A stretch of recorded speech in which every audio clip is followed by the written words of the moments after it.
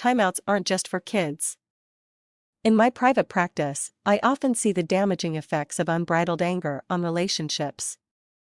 And men don't have the corner on this market either. Plenty of women do their fair share of harm through fiery tempers and uncensored words. So, what are some suggestions for couples who continue to weaken their relationship through angry exchanges? For me, communication is always a step towards healing, but communication can only be effective if it's cradled within a safe and respectful environment. And, when people are having trouble controlling their language and behaviors while angry, this is not the time to try and communicate. Instead, this is the perfect opportunity to implement a timeout. Timeout? Yeah, they're not just the things you give kids when they're acting out. And it's not something you give your significant other, either. Ideally, the person who is too heated up and angry will give it to him or herself.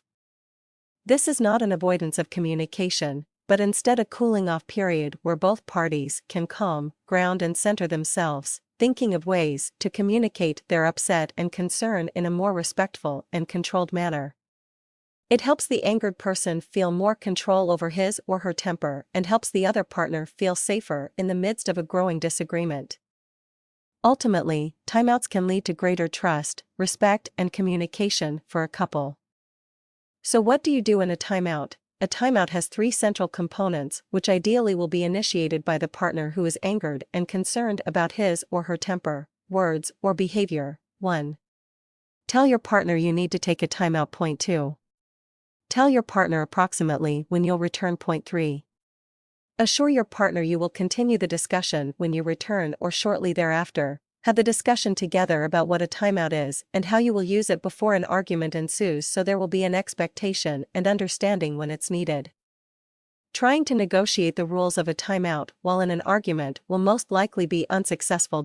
If you feel a disagreement is digressing into hurtful and unproductive dialogue and you're having trouble shutting it off, this is the time to initiate a timeout. I recommend the person having trouble with anger become more acquainted with the red flags and warning signs of their anger so they can be more in control and use a timeout effectively before damage is done to the relationship.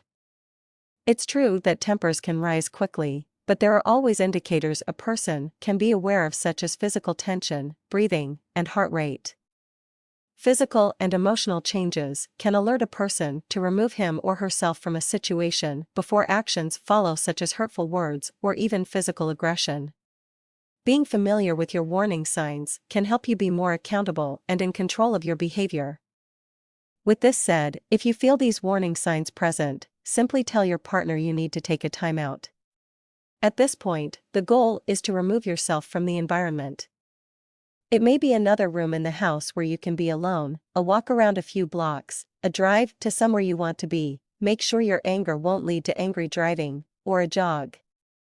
Anything you feel will help you cool off and stop relating to your partner from a place of anger. Crucial to this first step is that the other partner must respect the timeout. Disaster can occur if one partner calls for a timeout and the other tries to stop him or her or won't give space. Once a person lets their partner know they need a timeout, it's equally important to tell them approximately when you will return and that the conversation will be continued. This is important because the person not taking the timeout will be more tempted to try and stop their partner and interfere with the timeout if they feel they are being left or blown off. A timeout is not a tool for avoidance, but needed space for regrouping. People sometimes feel they won't have the opportunity to speak their part if the argument stops and will do everything they can to get their words in and point across. So assuring them you will return and finish the discussion helps them cope with their anxieties and insecurities about having to wait. When all three components are communicated by the person taking the timeout, the person who is angry can leave the environment for space and time. Be sure and implement the other two principles, returning and having the discussion again.